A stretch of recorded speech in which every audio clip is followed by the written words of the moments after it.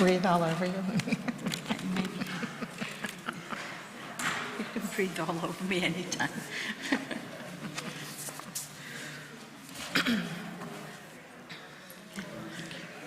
Good morning, everybody. We're going to go ahead and start the business meeting.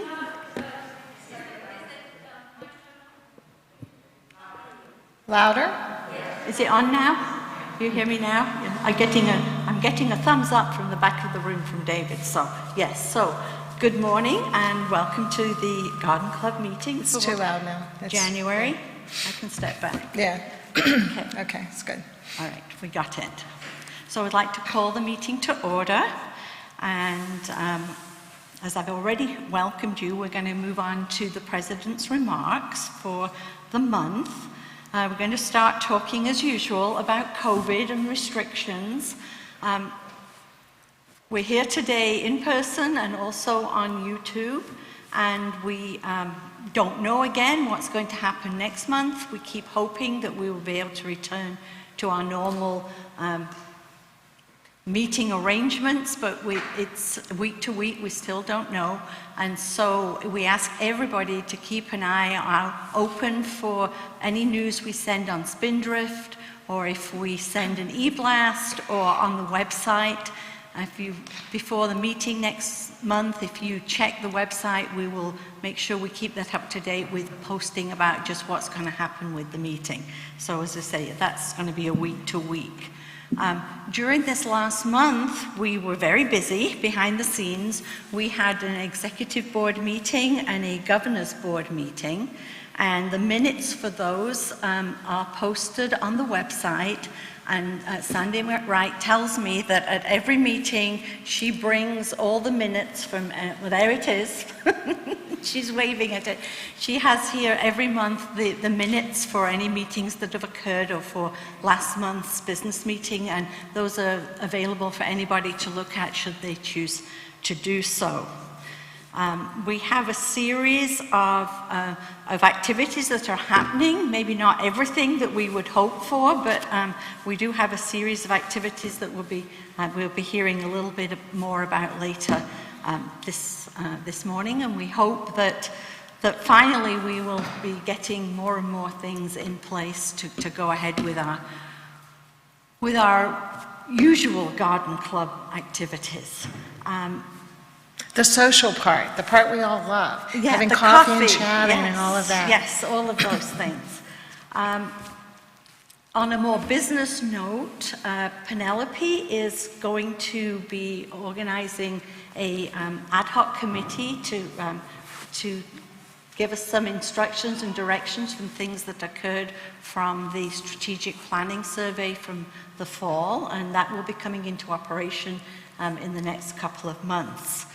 So moving on now to reports. Anything else to say before we go to other reports?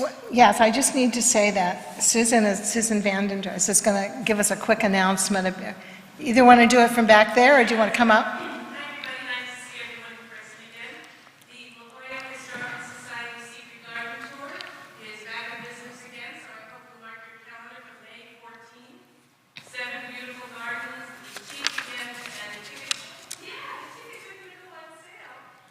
Oh my gosh, someone's here with a baby.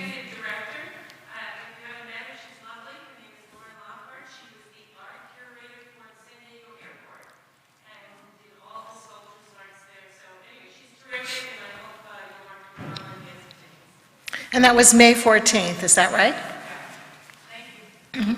Okay, anything else from your side? No, we're okay. So we'll move on now to the Holiday Pantry report, and unfortunately, Betsy Mitchell can't be here this morning, so she did send a message. So here I am again reading out messages from people. So she says, thanks so much for attending the Holiday Pantry, and both were a big success, both the Pantry and the Greenery Exchange, and they made about $680 at the Pantry, and everything went very smoothly, and Betsy wanted to thank everybody that helped with that. Moving on to the Greenery Exchange report. Clara says, I was greatly appreciative that the Holiday Pantry ladies generously gave us the greenery that they used as decorations, which nicely supplemented what little we had in our Gardeners Exchange table. Because of that, I believe that the ladies who needed greenery got what they needed. Thanks for the wonderful camaraderie, generosity, and unity of this amazing club. No wonder we work together so very well. I love this group. So nice. Okay, moving on to an update from the workshop co-chairs who also can't be here today. They have some good news and some bad news about upcoming workshops. They say, unfortunately, they could not confirm the workshop date this year for the Tomato Mania. For those of you who are tomato lovers and want to see Scott's new varieties and purchase tomatoes, he will be at Rogers Gardens in Orange County, February 25th to March 6th. He's also having a Tomato Mania event at Mission Hills Nursery in San Diego on March 4th to 6th. I know this is a big disappointment for many, but we just couldn't get a confirmed date to do a workshop, and I know that they tried really, really hard to get that on the calendar, but they just finally just gave up, and perhaps we can do that another time with him. On a brighter note, we are looking forward to May 5th and 6th for our 2 workshops, Cooking with Herbs at Cypress Hills Farm. Marilyn Dronnenberg will delight us with a cooking demonstration using herbs and visiting her farm. The workshop will be limited to 17 participants on each day. Lunch will be included, and the cost will be $50, and the time it starts will be 10 a.m. No guests will be allowed, have to be a member. And she says they will use the sign-up genius for this event and will give notice of the date and time of sign-up to make it as fair as possible for everybody. So well in advance of the actual sign-up, they'll give everybody a heads up on when that's going to be. So that is from workshops. And then also moving on now to membership committee report, and unfortunately Pam Palasol can't be here this morning. Her brother actually passed away from COVID this last week. She says, for her committee, we are looking forward to the return to normalcy. To that end, we will be returning to our active membership fee for everybody of $80 for next year. This returns us to our previous level and ensures budget viability. In other words, we can pay our bills without dipping into the savings. Supporting members will be paying, as usual, $110 and friends $25. At this month's executive and governing board meetings, these fees were approved, and the mailing this year will be by snail mail. And she will send out both membership renewals and new member sponsorship forms. They will be mailed together in one envelope and put into the mail on March 1st. At the same time, the forms will be up on our website, so if you choose, you can download the forms from the website if you lose the snail mail. The reason for using the snail mail this year is that usually many of our members actually renew their membership at the meetings, but because we think that still we won't have as many people back as the meetings as we used to, we want to make sure that people actually get those forms in their hands, and so that will be coming in the regular mail. She also says that both forms are due May 1st, and there will be absolutely no exceptions to that. So Pam's going to be very, very strict about that. So make sure as soon as you get that form in the mail that you don't put it on one side, just fill it in and send it back in. And that should be great. We're going to move on now and talk about expressions in art and flowers, and Janet is going to come and give us an update on that.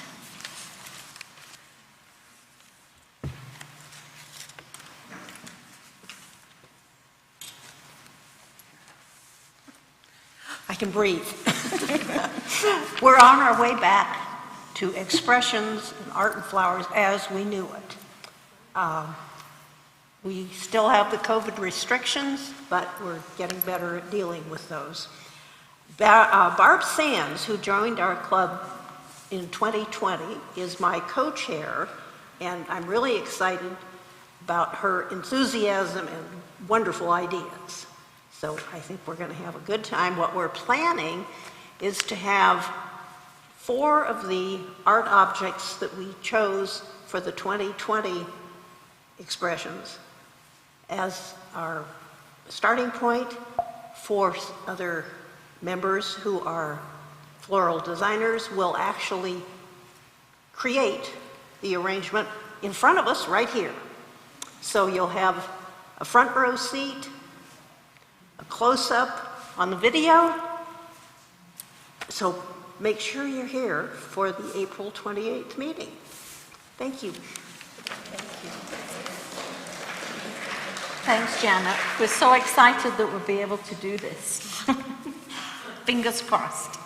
Now, an update about the third of the Bouquet of Thanks projects. Annette, are you? Here she is.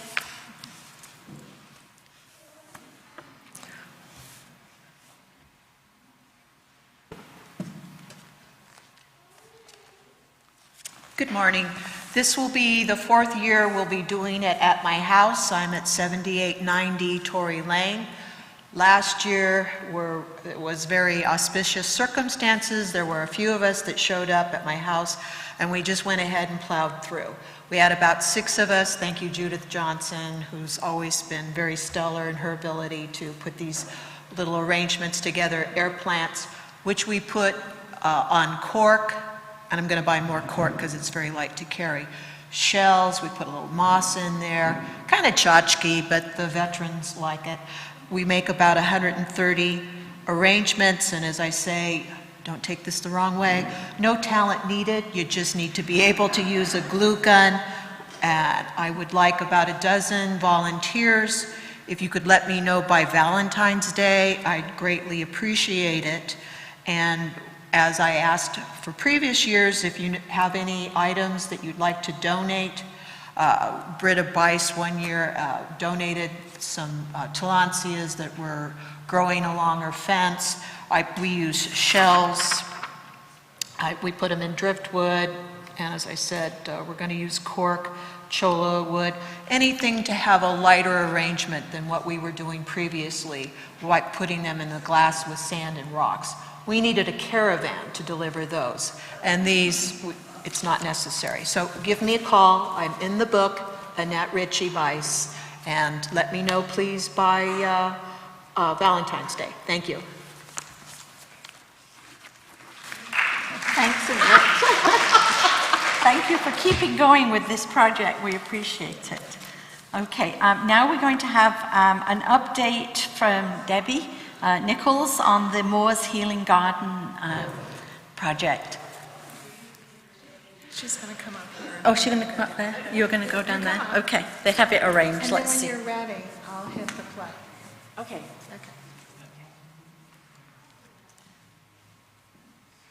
Good morning, everyone. This year marks the 10th anniversary of our committee in the Healing Garden, grooming it for the patients at UCSD's Moores Cancer Center. We're currently planning a celebration for this milestone. Our committee grooms the Healing Garden every Saturday throughout the year. We also have an annual fall and spring work party where we spend extra time refurbishing and replenishing the Healing Garden, followed by a luncheon. We held our most recent fall work party in November. During the work party, our members planted several cyclamen throughout the beds in the Healing Garden. In addition, we replenished the containers with new color, heavily groomed the shade garden, groomed the camellias, and had the fountain control lid artistically repainted. 3 guests from the Moores Cancer Center joined us at our fall work party. Dr. Scott Lippman, the director of Moores Cancer Center, Matthew Genusatis, the chief administrative officer, and Kristen Waller-Donovan, the Executive Director of Development. Before lunch, we gathered together as Dr. Lippman spoke to our group and expressed the appreciation he has for our committee for what we've done in the Healing Garden. He also spoke about the importance of healing gardens in the patient's journey towards healing. We then enjoyed a luncheon that was provided for us and for the Moores Cancer Center nursing staff. Many thanks go out to our wonderful committee members for generously donating their time to refresh the Healing Garden for the patients, their families, and for the staff. I'd like to now share a slideshow that celebrates our fall work party.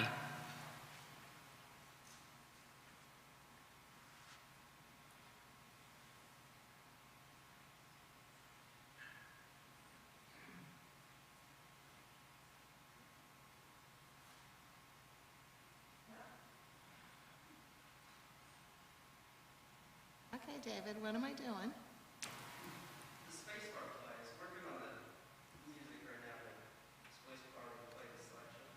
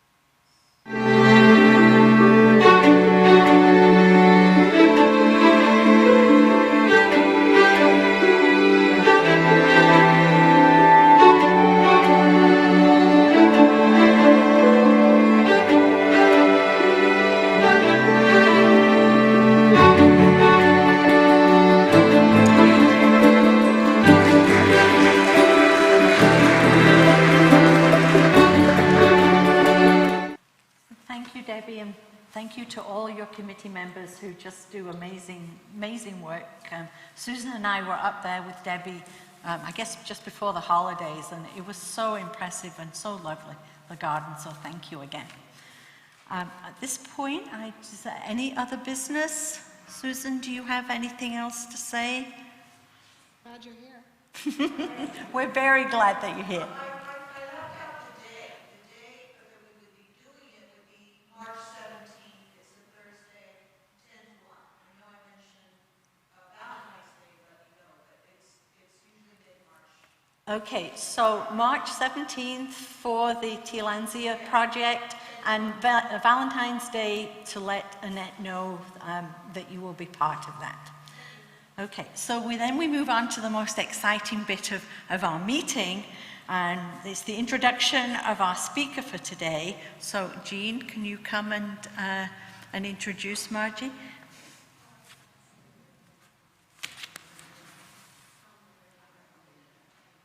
Do you want me to do that? Okay, so today Margie, our speaker, has written an amazing book that I'm sure she will tell you all about. But we do have a copy here, and we are raffling it off. I think everybody in the room's names are in a basket, and we will be drawing that at the end of the meeting, and so stick around, because your name may just be the name that comes out from the basket, and you get her beautiful book.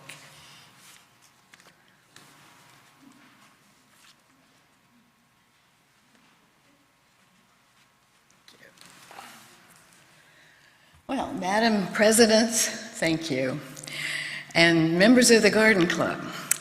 Through an impressive career that has spanned over 3 decades, today's speaker, Margie Grace, has joined an elite group of garden and landscape designers who are celebrated internationally. Her design firm is based in Santa Barbara, and her work is influenced by her deep appreciation for California's unique natural beauty and climate. Margie earned her degree in Life and Earth Sciences from the University of California in Santa Cruz, and supplemented it with coursework at UCLA in landscape architecture.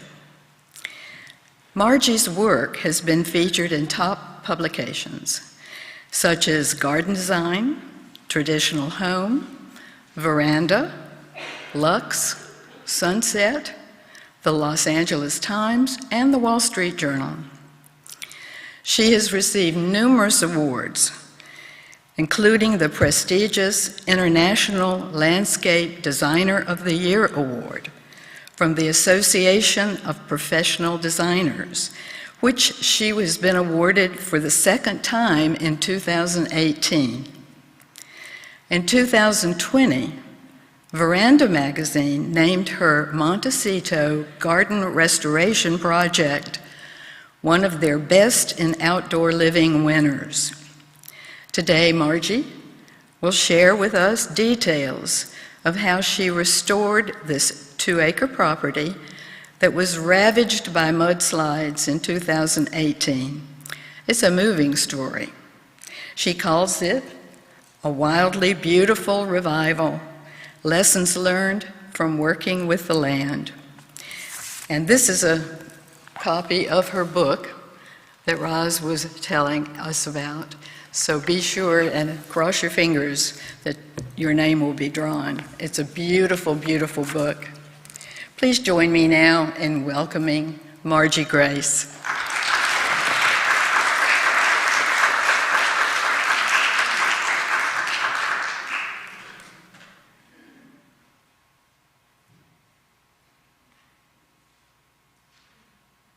Let me start by thanking you, Jean, for being so gracious all along the way and fulfilling my every need before I ever even know that I've got it, it's met. So I really appreciate that. Thank you as well to the Village Garden Club of La Jolla for having me.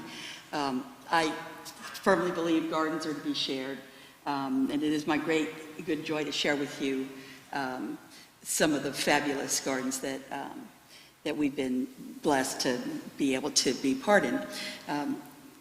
I describe my job as playing in the sandbox all day. I've got here a real focus on this Montecito garden of Penny and Adam Bianchi, and then I'll show another garden that was hit by the mud flow, and then we'll look at a garden that was hit by drought. And I think altogether we have the ability, to look at this as how we meet hardship, what's possible out of once we get to the other side, and often the process is awful and messy, but the outcome can be really truly fabulous. And very much in running throughout the whole theme is that nature abides. It knows what to do, and if we get out of the way, it recovers quite quickly. So I'll start with Penny's garden. Penny met me when I was, backside up in a garden that we had a mutual client. She's an interior designer, and she was originally from Pasadena, and she now lives full-time in Montecito for the last 20-odd years. And she said, "Oh, you're the one that's going to do my garden." I said, "Hello? Who is somebody there?" Anyway, so she's a force of nature of herself, of her own, and she managed to find this property. It's 2 acres, and it's sandwiched between 50 acres of Oprah Winfrey's property and 45 acres of wildlife habitat that really is floodplain, right? And so she sits in about 100 acres worth of wonderfulness and only has to pay taxes on 2 of it. So that's her great good fortune, and it's my great good fortune to know her. She has been a champion of mine through the years, and I just can't say enough about her. She's fabulous.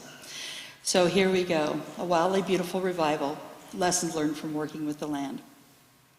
So this veranda, in 2019, put out requests for submittals for their first ever Best in Outdoor Living Award. And I submitted this project because it really is extraordinary. So this project won. They saw it and they made up a special award. I'm like, okay, sounds good to me. Now this garden we built first in 2004, and there's Penny coming across the bridge, and this really is true. Designer Penny Bianchi's garden helps her live her dream. And these, it got a lot of attention the first time around, and it was quite, no one is immune to this garden's charms. It is a really special spot. Her roses grow in bloom in the shade, and her hydrangeas thrive in the full sun. And I don't know how it happens. She says her mother watches over her. There's Penny looking fabulous. And this was probably somebody famous in front of, this is before the mud happened. And there's the veranda edition that has the outdoor awards. And here's an overview that's done by Garden Design Magazine. So I'll walk you through this. Let's see, do you see my cursor? Probably not. Okay, in the middle sits the house. And you look up on the screen from that, and you see the gravel courtyard. And arrayed around the courtyard, the gravel motor court, and arrayed around that, you'll see the house on the south side. To the north and a little bit to the west is the guest house, and the garage and garden shed are to the east. And then you'll see a gray line on this plan, rectilinear. It is a 2.5-foot high wall that is meant to be a flow detector. We call it a sight wall, but we know that we're in the floodplain, and we have about $250,000 worth of drainage in this site. It was considered unbuildable, but we built there. And on Penny's Lane, there are 17 houses. 2 were not touched by the mud flow. And let's see, so Penny's house was survived, and it was actually untouched inside the house because she was made to put it 2 feet higher than the surrounding floodplain. And the mud splashed up the door, but did not come inside. The garage and the guest house had 3 feet of mud in them. And so things whooshed around the house, and amazingly enough, even the crawl space wasn't mudded up. So what you see then, I'm giving you this orientation, so as you see the images come up, you can sort of relate to where you are. So outside of the flow diversion wall, on the west side is that long farmhouse table. And then if you go even further, you see the dry creek, which is a feature that we put in to manage stormwater runoff. And then if you go into the white wilderness there on the far east side, the left side of your screen, that's Oprah's property. And I can tell you, if you've got the trees of that property, that estate behind your little garden, you've got a heck of a backdrop. Then you see that dry creek wraps around and goes along the south side of the property as well. And there's a little bridge there just in the lower right-hand corner of the drawing that you cross over to the pond. You also see there on the east side of the house the olive alley.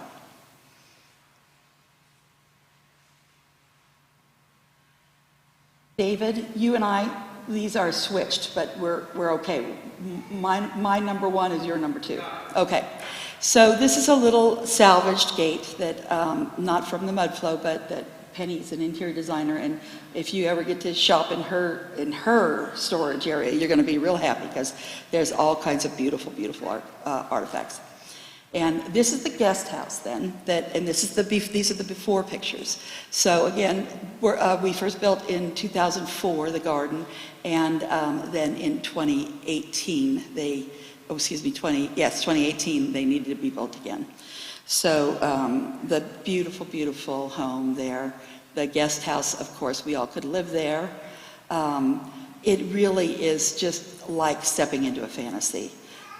Just beautiful details, and Penny's personality, you know, warm, full of wonder, full of love, a real wilderness and wildlife champion, and she's just extraordinary.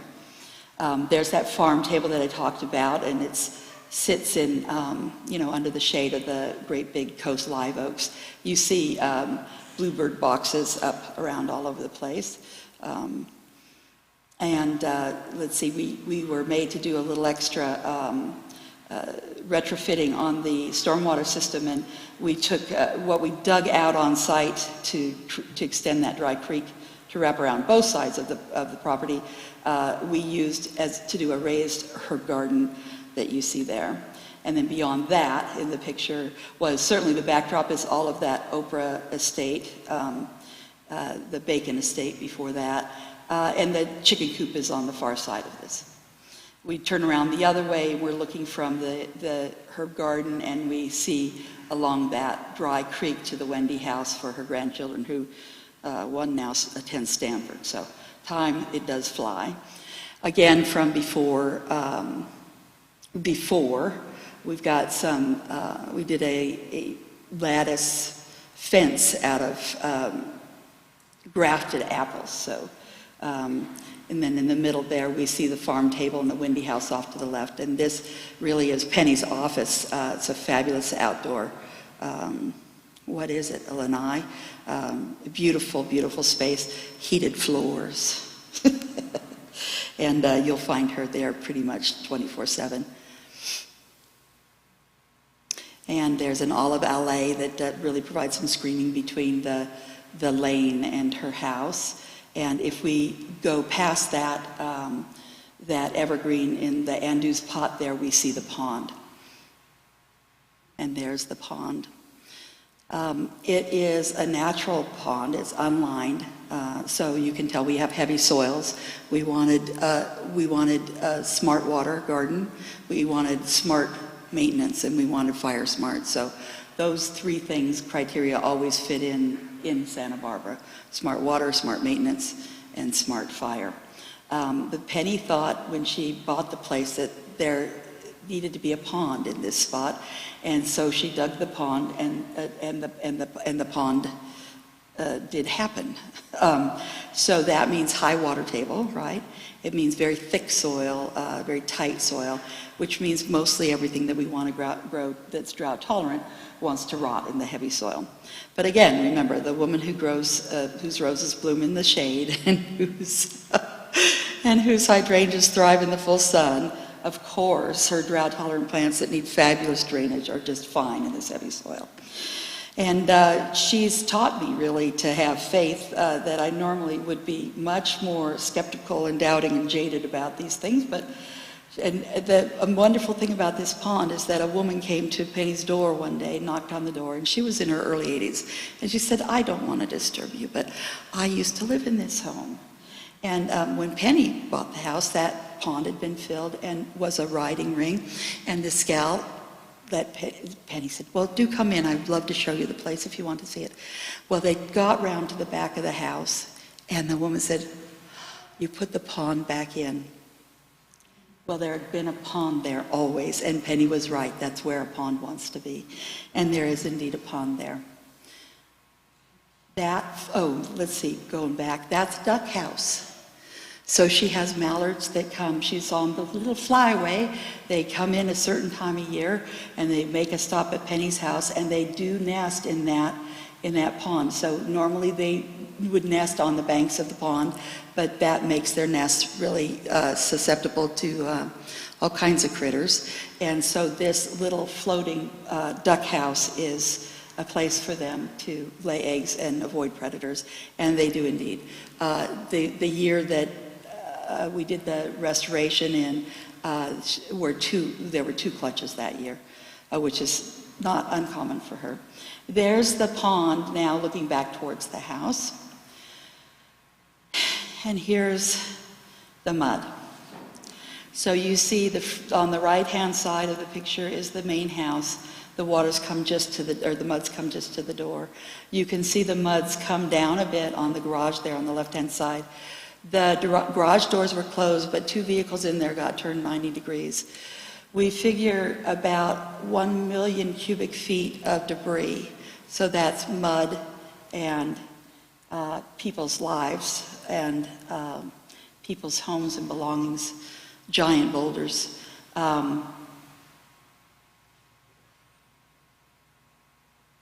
A million cubic yards. So there's 10 yards in a dump truck. It was really mind-boggling.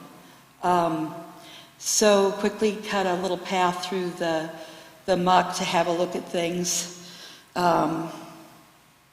We learned how to read these.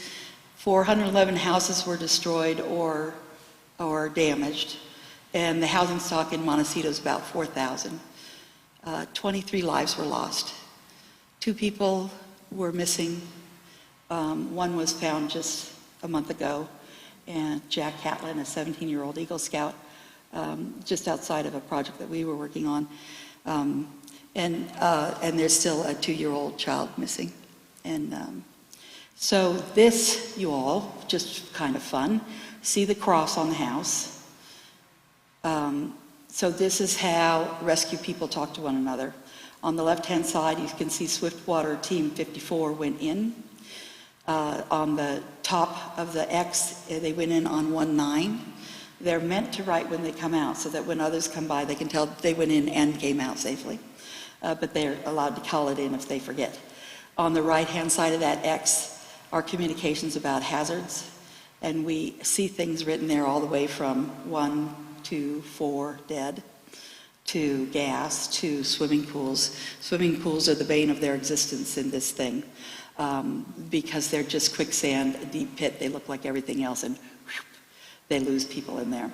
And then at the bottom is anything else they want to communicate. 1 cat, and they fed the cat, which is really great. They do neighborhood policing and neighborhood outreach with their fire departments in Montecito, and that means they have their own assigned and known to them firefighters. And when Penny and Adam came back on site, escorted by psychiatrists, psychologists, and a whole team, that was available to people, and they met with the responders. They both cried, both the firefighters and Penny and Adam. They were so grateful. And these guys, we know them, and they go into these places at the great risk and with their hearts in their throats because they're really worried about the people they actually know who live there. So there's not enough that can be said about these fabulous people. So there you are. There's the pond. You can see that there are a couple of duck houses in this. And there's things in here from as much as a quarter mile away. We found a statue from Casa de Maria in here. So you just begin. There was certainly some things from the bar from San Isidro Ranch, from the restaurant there. And there'd be these moments, when you look and you're just like, wow, it's just things that are so familiar, things that are so, never saw that before, things to just a wonderment, and all the way from really moving to just astounding. This wall's 6 feet high, so that's about the 3-foot mark is the high water and mud. And then what we figured, the geologists tell us, about the consistency of wet concrete moving at 50 miles an hour and studded with, 60-foot long sycamore trees and great big oak trees and boulders that nobody in town had the means, and on the West Coast even, to deal with these boulders. The Army Corps of Engineers came in and drilled and cored and dynamited these things till they got to the size that the local stone purveyors could handle. So we began the cleanup, and Penny hasn't allowed equipment on this place ever since she's been there, and so, but you just couldn't clean it up. And they hired a cleanup crew. We all remember back to 9/11, and those crews were ill afterwards, And I mean, our crews certainly know how to do big equipment, and indeed, a client had called and said, I will buy a tractor if you want to run it around and help people. And, we talked about it, and we just didn't want to expose everybody to that. And we know there's people who do it professionally, we'd be doing our best. But we decided, what we do is unique, and there's a lot of people who do the cleanup. So we'll have this, so there's fabulous crew came in and began working to move the mud. The mud gets sorted into dirt, organic debris that can be, chipped and ground up, into stone, and then into stuff that has to go to the landfill. And just the logistics on moving 100 million yards is just overwhelming. And, I never understood those little stories from the Bible when I was a kid. I just thought, well, those were fairy tales, and this was epic biblical proportions. You just could not get your mind around it. And I can't to this day. Can't talk about it without getting goosebumps. And then went in and out of it. We were in our home in Montecito across from Lotus Land. We were living there when it happened.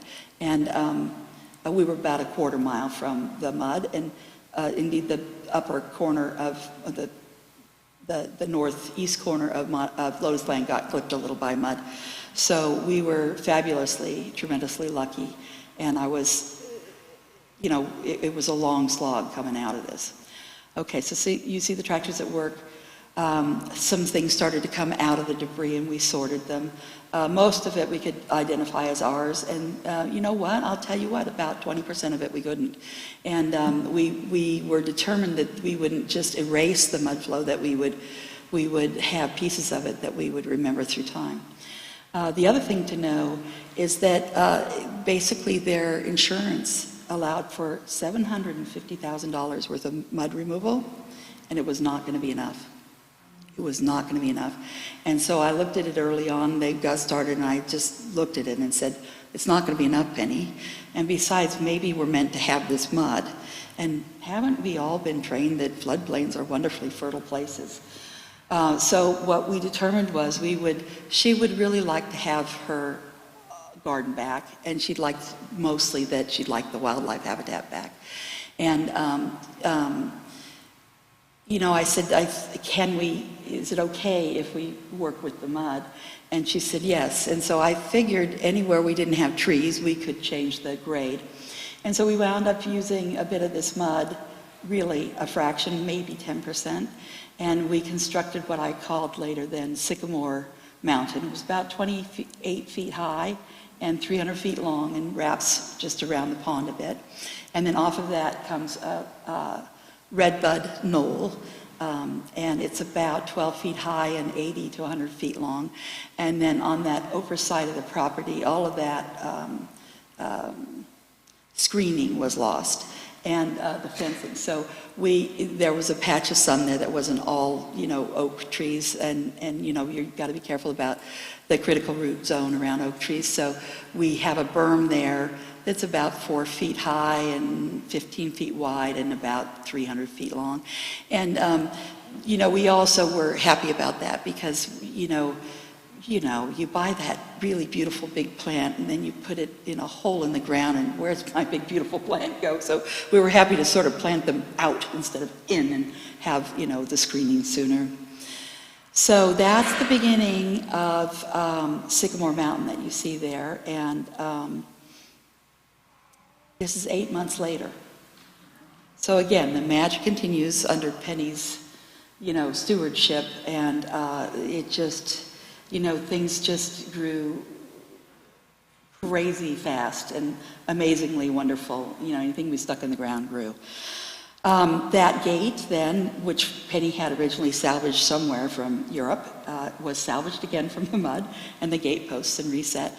And then you see there to the side of it is a new little fence that has espaliered apples on it, a little divider. So on the left of this photo would be the main house, and on the right would be the guest house, and behind us would be the driveway. And that urn came back. We dig it out of the mud. And this is the thing, I think I did learn to buy things of quality so that you can dust them off and use them again, should you happen to be inundated with 1 million cubic yards of debris one day. So there, that came back. Here we are looking back down the driveway, and the garage has been refurbished, and the wisteria's come back. And here we found the table, and it was intact, and dusted things off in new fabric. And there's that farmhouse table again. And then behind us again is the backdrop where you see the palms. That's the Winfrey residence. And there we are.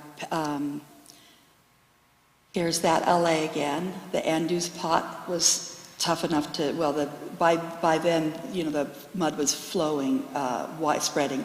And so that actually stayed in place and got a new tree in it. The ducks came back because the pond is back. And again, as I said, they laid 2 clutches that first year. A new duck house, and the old duck houses floated around, and one's on Redbud Knoll and is sheltering whoever happens to find it, squatters. And the other one's cast on the other side towards the Oprah Winfrey property. So there's that pond, looking a little sort of new boned, but you can see it's going to gel nicely. And there's the observation platform back. And here we are. This is Sycamore Mountain that we're coming up. Those boulders were a gift of the mud flow that you see partway up the hill. And then those are great, big, massive, snap-cut pieces of Oklahoma flagstone, thick pieces of flagstone that we use in Santa Barbara because they match the buff tone of our boulders. So this, again, is 8 months after the mud flow. Look at that, robust, really voluptuous, nature gone wild. I brought maybe, I'd say 20 sycamores to put on the hill. I was concerned about, I kept testing the soil. I was expecting it to be toxic, and we just never detected anything. And we found anywhere from about 8% to 14% organic matter, which is, that answers the floodplain question. That's why this is so fertile. So it's ground up very fine in there. You didn't see chunks of things, but there it was. But what you felt when you were on the mountain and we were working with equipment was it would go like this. Boom, ba boom, ba boom, And I just thought, oh my God, I had these nightmares. It's going to rain again. Those gazillion, unfathomable amounts of mud are going to mobilize, and I'm going to personally have created my own debris flow. So I wanted quickly to get roots through it. I knew that sycamores would do that. And so we put in sycamores, and they've just taken off.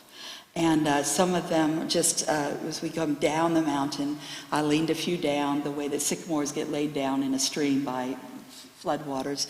Anytime we encountered a tree that was damaged that was viable, we saved some of the broken bits of it so we would remember, and trimmed it up, as best we could to have it, recover well. And there's the ducks on the other side again. There's the second clutch now hatched. Pretty nice nest of eggs there came. And this is, once again, a certified wildlife habitat by the National Wildlife Federation. And there's a trail here along the wilderness area that takes a fork here right in Penny's front yard. And those boulders that you see there are also courtesy of the flood. So really the astounding thing for me, first of all, if you've got lemons, you make lemonade. If you've got mud, you make mountains. And if you've got boulders, you say, woohoo, let's work with boulders today.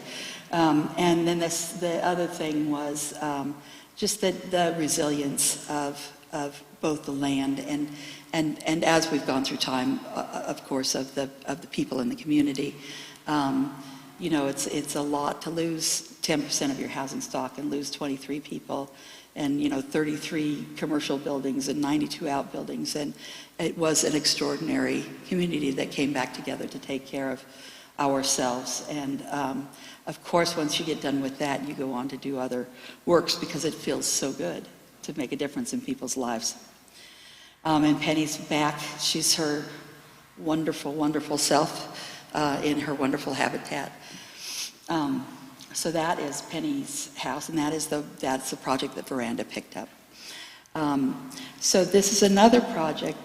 This husband and wife from the Los Angeles area. She's of some renown, and she works at the Museum of Natural History in LA. And then they've got a second home up in Montecito on Park Lane. And they got mudded out. So they called me, well, their contractor called me and said, I think you better help. We went right away to help, but there weren't that many people to help to start rebuilding landscape. It required that your house was okay. House okay, landscape messed up. So either your house was okay and your landscape was okay, or your house was messed up and your landscape was messed up and your house was messed up. And there were a few people who we could start working with right away whose house was okay. It's just the landscape that was in trouble. So this is their place. It's on a little flag lot. It's pretty close to San Isidro Ranch. That's the front yard.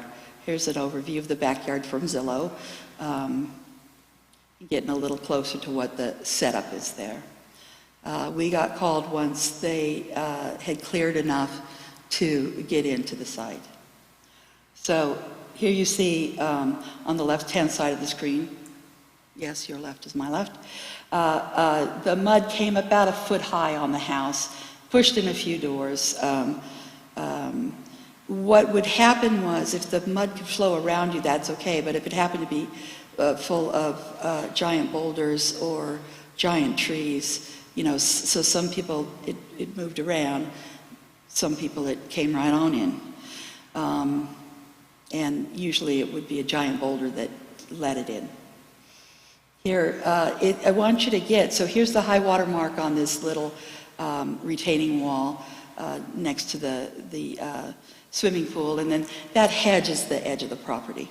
It's the property line. It takes a long time for this mud to dry out, and I would say that wall is about 30 inches high. I'd call it kind of a high seat wall. Maybe it's 24. So there's the pool. We're starting to de-mud.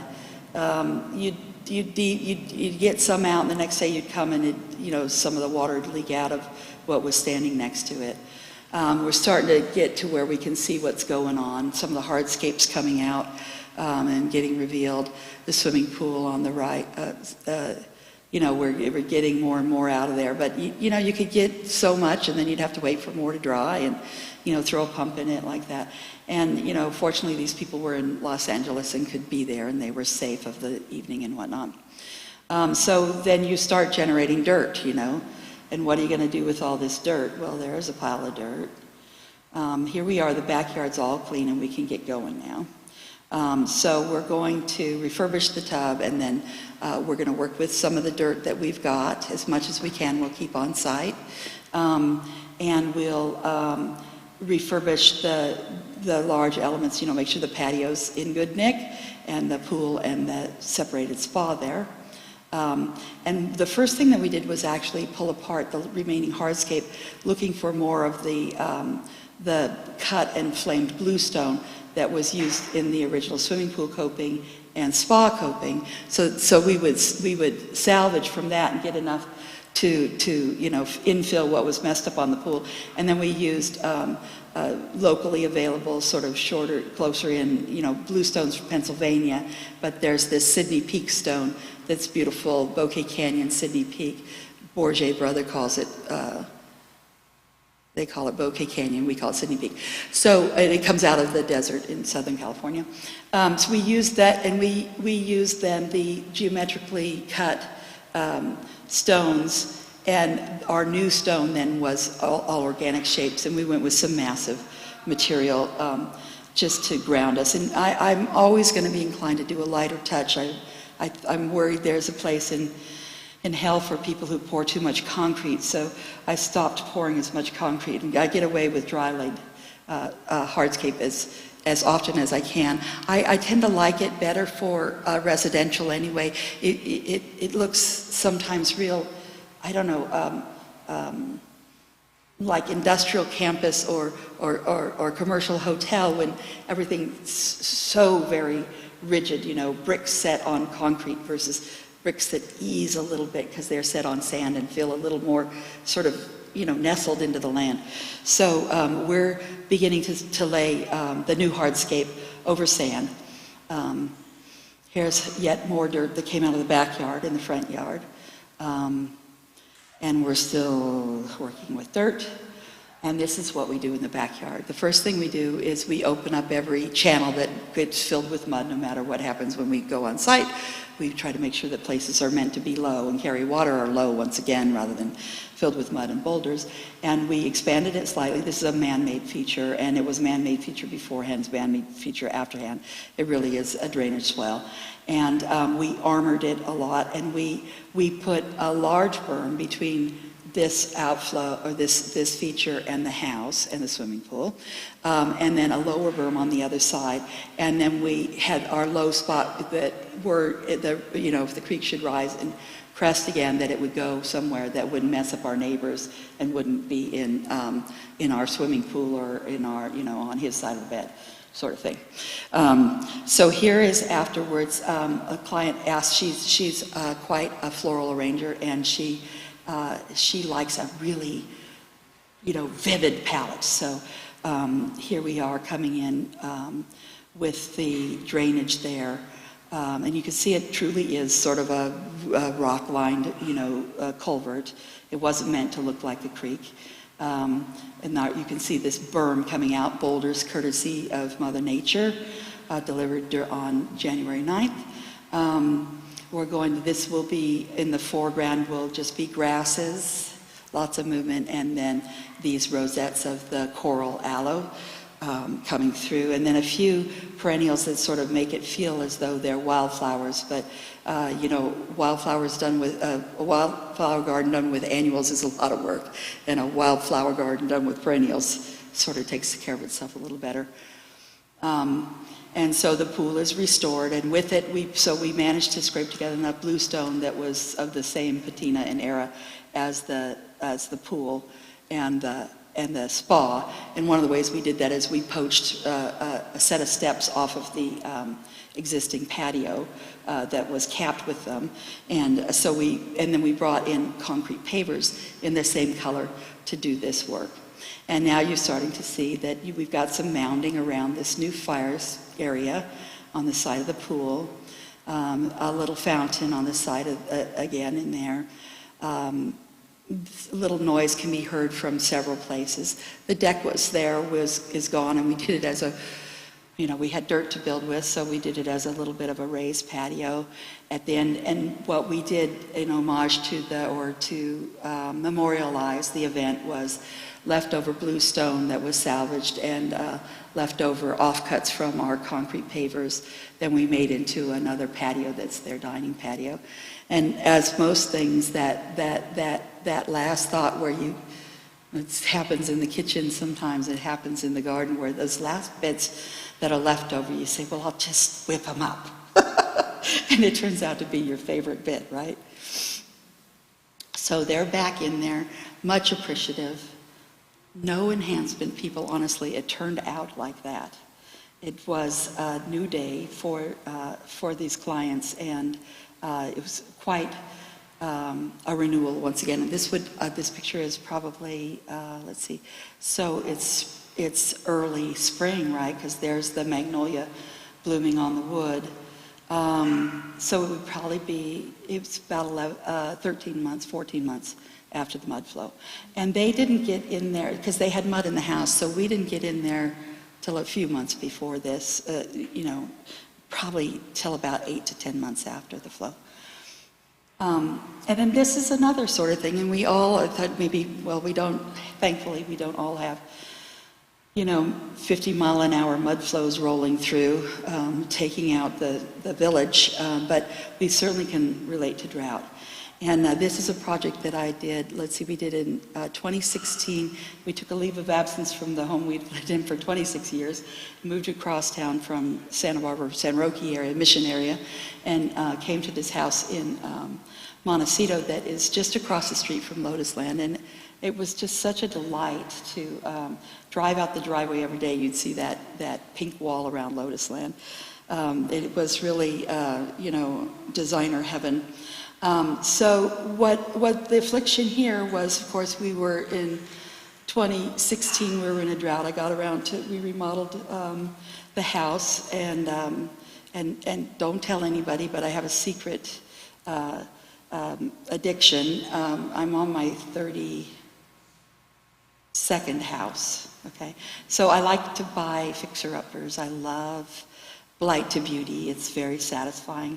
I don't want to be a general contractor, but we do all this work ourselves. I'm a licensed landscape contractor.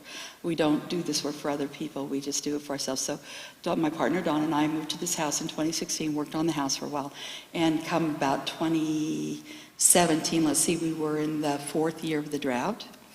We were on water allotments for 2 years already, and I was landscaping, so there was an acre of dead lawn at this house when we got there. So there you're looking at the before picture. Everybody can relate to, are we going to keep going with the lawn, or are we going to change this sucker now, because it's not when the next drought, it's not if, it's when, or I've begun to think that the natural state is drought, and it's interrupted from time to time by rain. So here's this, what do you do with an acre of lawn now? Now this place, honestly, so over the house, you can see kind of center of the roof there, you can see 2 great big Chilean wine palms. Those are the Chilean wine palms that flank each side of Madame Ganawalska's driveway at Lotus Land. So I'm all like, I am just tickled pink to be in this house, because I'm certain that Lotus Land's going to allow me to paint a little crosswalk right outside my driveway and donate a beautiful little pedestrian gate and let me come over about lunchtime every day and check on the South 40. They said no, incredibly. All right, so that didn't happen, but a girl's got a dream.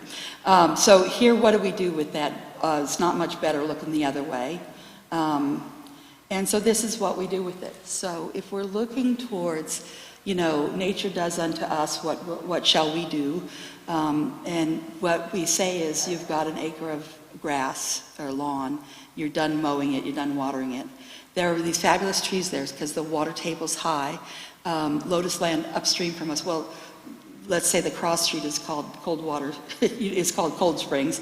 There's springs not on this property, but on the Lotus Land properties, which is 35 acres to the north of us. It stands between us and the foothills. And then we're just in the foothills and the coastal plains to the south of us, and the oceans to the south of us in Santa Barbara. Only place in the California coast where it's not to the west of you. So here's this gravel. There's those great big 1 foot by 4 foot concrete pavers that I love. And instead of mowing, we'd set the timer and run out there at 5 o'clock every day for when the light drops below the boughs of the trees and lights up this beautiful slender veld grass, Pennisetum spathulatum.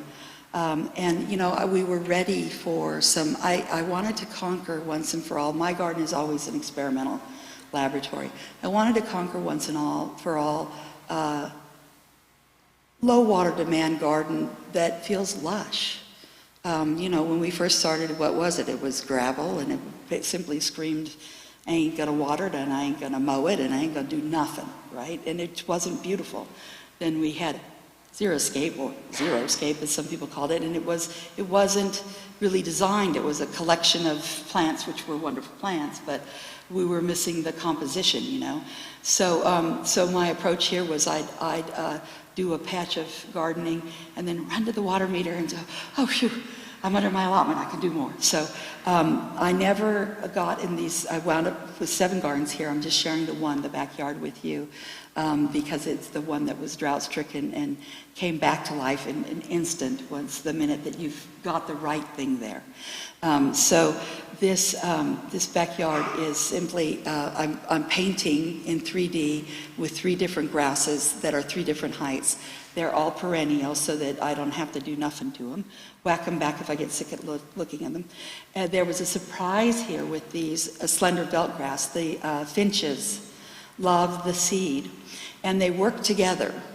They all hang out around these grasses. They send one guy up the stalk till it starts bending like this. Then that guy flips off and flies off, and it flings the seeds everywhere, and they all, go around and collect them up. And so it's a riot to watch these grasses. I had, my niece had a wedding in the backyard, and one of the young second cousins came through, 4 years old. Everybody else worked around these little islands. Some of the little islands we cut right down and put tables over, but this little fella went through the grasses. And those things, there's what you think will happen when you grow a garden, and then there's what happens. And I'm always delighted, and we're often disappointed as well. But no matter what, we learn something, right? So here is that you're seeing me use the gray Sydney Peak stone there, just where that little low bowl that has the agave variety in it. That's a gypsophila, a variegated one. We did a little pond because where there's water, there's life. We did so if we talk about what we get from nature with this, this house is on the corner of Sycamore Canyon and Eucalyptus Hill. Gardener's delight, thank you very much. There was not a single sycamore on site when we got there. It's a little over an acre, most of which is that backyard lawn, right? So we have 2 front yard setbacks of 50 feet, but I wanted a pergola. You can't put a pergola in the setback, but you can put 6 sycamore trees in 2 rows and thereby a pergola make. And so these 6 trees with their canopies overhead and fun swishing lights make a lovely pergola out there, and a great big set in place. A 4-foot by 10-foot, 12-foot slab of limestone on top of it makes a wonderful dining area. I'm always going to include something for the critters. We got to feed the soil as we go. This is that working smarter, not harder. Not to mention, being part of being a positive input in the ecology rather than, just overloading with negative inputs. If we've got some wood there that's rotting, we've got microorganisms in the wood, microorganisms in the soil, we've got some bugs that the birds can feed on. We happen to have a little teeny tiny salamander, still native, is under there, and it's beautiful. All that, it's almost an acre of gravel, right? But we're looking for lushness, so we do that by planting weeds in the gravel, and we do that by planting those drifts of grasses, the weeds, in such a way that as you look, one drift layers on the other, right? So it looks like solid planting when it's really not, right?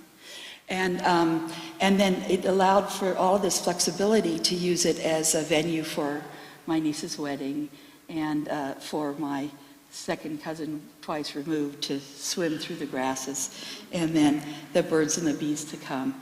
And then here we are up against the house. We've got 3. I went and took the measurements off of Penny's farm table and made one to look like it, complete with the sag in the middle. Long, narrow table with 12 seats around it. And it's under a great big oak tree. And we look from above where... that's on the lower right-hand corner is before. See all of the dead lawn. That's that near acre of lawn. And then on the left is that near acre of gravel with the planted drifts of wonderful grasses. And we used that slender veld grass, the Pennisetum spathulatum, and then another one that I like. I like to choose grasses that will work. I've got to have some plant in the palette that works no matter what the exposure is, right? Otherwise, you'll have all a plant. You won't have a blending. You won't have a garden that holds together. You'll have garden A here and garden B here, unless you have enough spoonful of each that can swing either way to pull it together, right? So the other grass that I use in here is autumn moorgrass, which is Cislaria autumnalis. There's a new one out from Greenery, the god of grasses here in Southern California, that's, well, he's got two. There's one that's green-leaved, and then there's this blue-leaved one that's just gorgeous, Campo Azul. It's beautiful. If you ever see it, get a hold of it. The inflorescences are beautiful. The seed heads are beautiful. The leaves are beautiful. It's very, very mannerly. He does meadow gardens, and he uses them now extensively in them. And then I work with the carex here as well, which is a grass-like plant. It does sun, shade. It does water, no water, all of that. And I knew, I mean, I had berries over in one corner, so I knew that was going to have extra water. You know, you read the vegetation and see what the historic water pattern would be. And so, so that is, the circle that you see there is the fire pit, right, up close to the house, and that's off the kitchen. And then you see, we walk off a little path there, and we've got the sycamore pergola that I talked about is off to the left in the after photo there. And then the money shot. With a tree like this, so it's tree, it's sculpture, right? It's shade, it's shelter. It's fun. See that little hook up there, just over the fire in the background? If you're 5'2", you walk through it just fine. Any bigger, you conk your head. I mean, altogether, this is a wonderful, amazing thing. And what it really wanted was to breathe and have some space around it. And I happen to have this faux bois table that I've been dragging around, antique piece, and it just really looks like it. Allí se nació. It was born there. And then I submitted, so we were able to go from this god-awful drought to this wonderful, luscious, just lush-looking garden, where what was there already is sort of celebrated, the trees. Our great good fortune that they be there. It's not like you can go get a giant oak tree tomorrow. And then this also got picked up by Veranda, and apparently I'm someone to keep an eye on, and that's usually true. Not because I steal their silver, but I'm always sneaking off to dig in the dirt.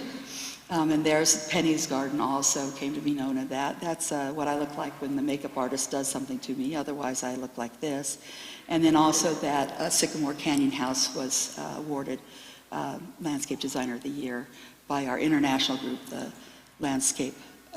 Association of Professional Landscape Designers.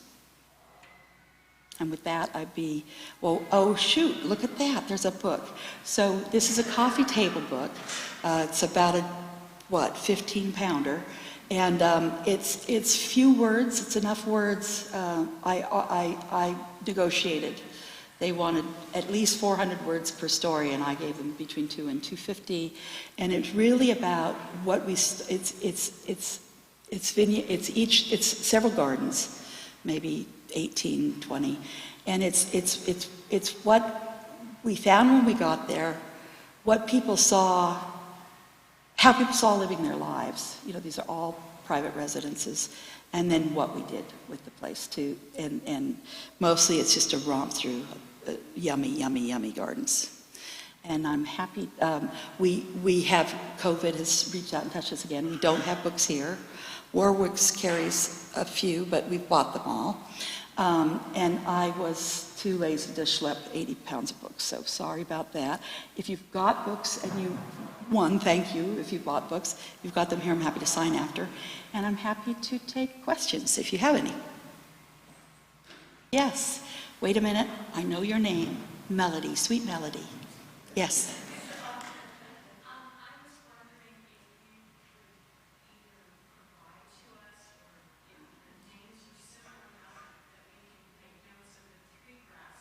Yes, absolutely. Should I say that out now? Is that enough interest in pencils at hand? All right. So the tall one, though they're all perennials, and 2 are true grasses, and 1 is a carex, sedges. Sedges have edges. Yes, it's a sedge. So the tall one, the airy one, and what I wanted was movement. What I wanted was movement and light. And remember, we'd been dragging through this god-awful drought for so long, and everything was brown and dull, and then I want to play, you know. So slender veldtgrass, that's with a V-L-E-D-T, veldtgrass, and that's pennisetum, 2 ends, nothing else is doubled up, pennisetum, spathiolatum, S-P-A-T-H, spath, I-O-L-L-A-T-U-M, spathiolatum, slender veldtgrass. And the leaves are about maybe 2 feet high, more 18 and 24 inches high. They're mostly upright, slightly arching to arching. And then it carries these inflorescence, are 4 feet high. But they're so see-through unless the light catches them, and then they're just like golden, they're glitter, suspended in the air. That's wonderful. And then what I do is I move off of that, you know, I sort of create my mass of the drift out of the pennisetum, and then taper in 3D, you know, coming down to the lower autumn moorgrass. So that's a Sesleria, S-E-S-L-E-R-I-A, autumnalis, autumn with an L-I-S stuck on the end. And I just use the species type. And that's a very good one because it does both sun and part sun. So I wasn't 100%, you know, those trees around, the light pattern changes through the year, and I didn't want to have what I could plant or where I could plant be given by the shade line. And so then the third one is Carex divulsa, Berkeley sedge, C-A-R-E-X, and then divulsa, D-I-V-U-L-S-A. It's also tumicola, and everybody's fighting it. I just picked the shorter one, but Berkeley sedge will get you there. It's also, I believe, Atlas mountain sedge or something like that, Atlas mountain sedge. And that does sun, shade, dry, wet. So that was a good thing. I wanted to be able to paint. I do look at a landscape design sort of in a painterly way, brush strokes. But they has to be tempered by the darn plants have to live. So even though you have canvas over here, it's got special conditions, right? But I want the composition to extend that way. I've got to be thinking sort of in the 4th dimension of time, and in the, what is it, the 5th dimension of what the heck does the plant need, you know? So that answers your question. And I brought the Carex is green, straight up green all year round. The other gets a little more ambery, the other two that I use further out, the autumn moorgrass and the veldtgrass. And I wanted that green against the gravel. I wanted that form. And then it throws up inflorescence. That's not as much my interest, it's a bonus. But then that blended very nicely to where I get a little more music around the house. I'm willing to spend a little more water around the house to have the things that delight me that I'm not willing to live without, you know, Japanese maples, say, or you know, some lemons, you know, like that kind of stuff just comes close to the house, and I'm able to ignore what's out there in the grasslands. And then through that grasslands, I would throw poppy seeds, and they'd come and go how they would. And then I'd had in there, I wanted everything to be airy like this, so I would poke in other things in there from time to time when I found them. There's a fernleaf lavender that does that, like really open, lavandula multifida. And that looks fabulous with those long stalks, and it's all open and airy like that.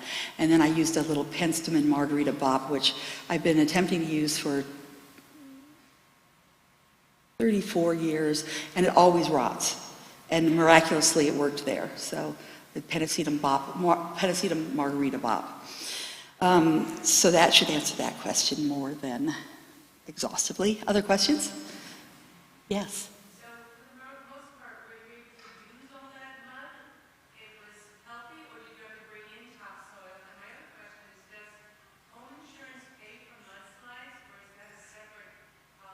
They had a huge debate, and the state of California, the legislature stepped in, actually.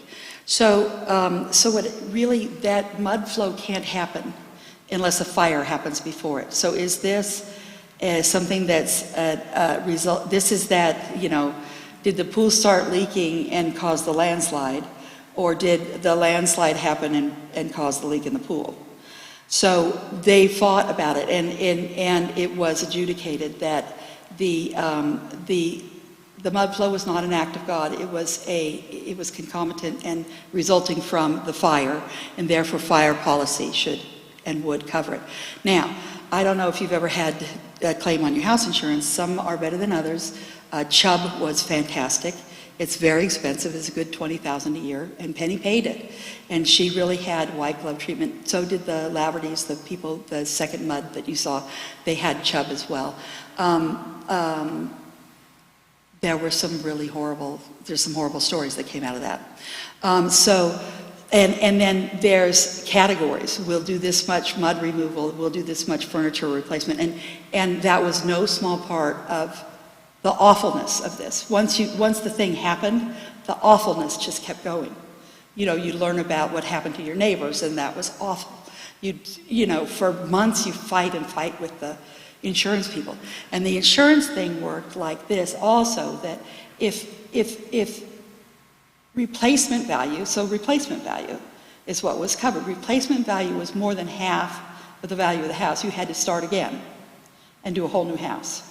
And they would pay you replacement of the whole thing. But what they wouldn't do is bring it up to code. Well, FEMA is now requiring that you be 2 feet, 6 feet, 8 feet higher than where the land once was if you're going to build there. And they wouldn't pay for all of that engineering. So to this day, there's still people who aren't there.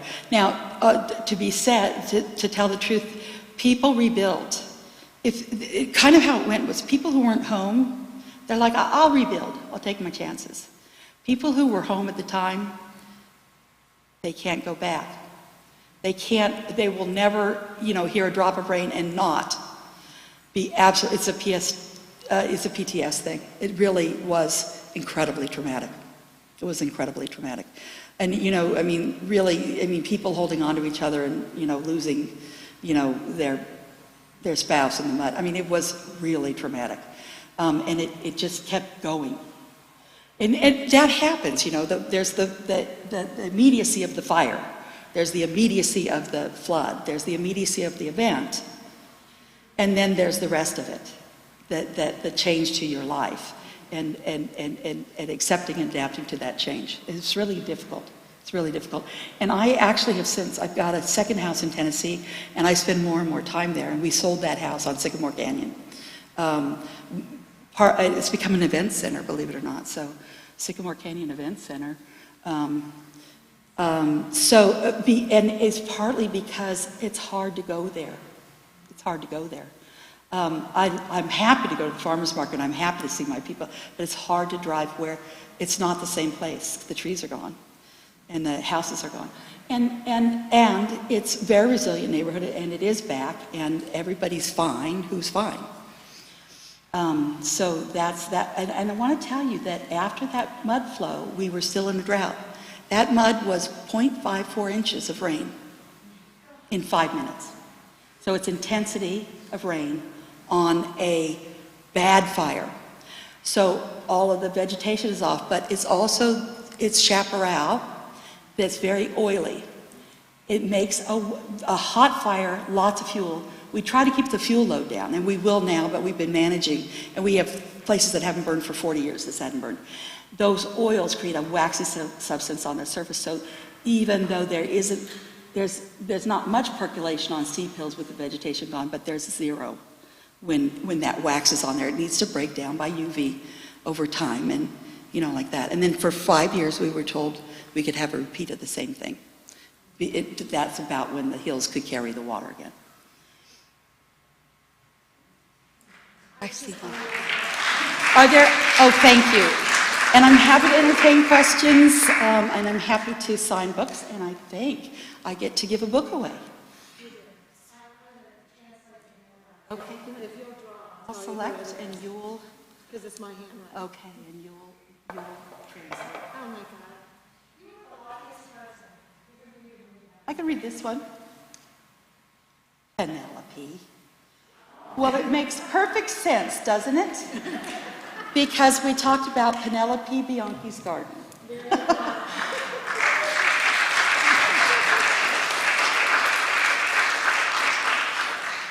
Hope you enjoy it. Congratulations. For the next young unit. Thank you all. I really, really appreciate your attention and your interest. And I appreciate your hospitality.